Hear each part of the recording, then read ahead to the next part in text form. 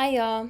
My name is Alicia Carroll, and I'm a professor of comparative literature at UC Irvine, where I also direct the Native American and Indigenous Studies minor program. I'd like to share a few thoughts about the theme of wisdom in Joy Harjo's poem, A Map to the Next World. Joy Harjo is an internationally renowned musician, performer, and writer.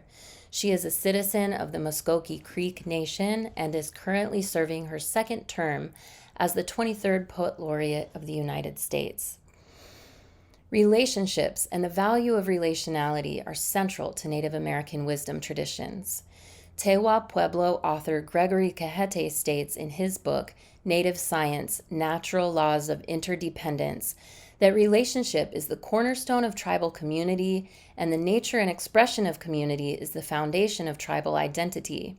Our physical and biological survival is intimately interwoven with the communities we create and that create us. Native American wisdom understands community to include land, water, plants, and other animals, a worldview expressed in the common phrase, all my relations, or we are all related. I bring Cajete's words into conversation with Harjo's poem because the poem's cosmology, its lived story of place, kinship, and environmental knowledge, derives from the Pueblos of the Southwest.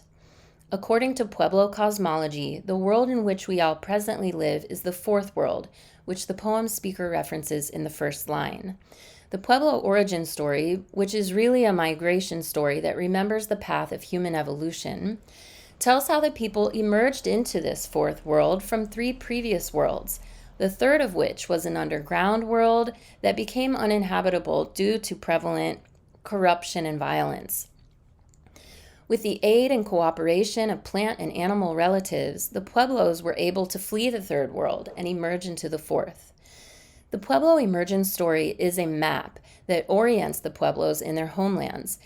To this day, they know precisely where that emergence place is in the region of the Grand Canyon, and they embark on pilgrimages to visit that place and honor their historical relationship with it. Harjo's poem contrasts the orientational function of native oral traditions with the Western science of cartography, which creates maps that objectify the land as if it were inanimate, unchanging, and not a living relative of the people. Unlike maps of ink on paper, the poem's speaker says that the map to the next world must be made of sand, an allusion to Navajo sand paintings, ceremonial works of transient art, which are created to be inevitably destroyed.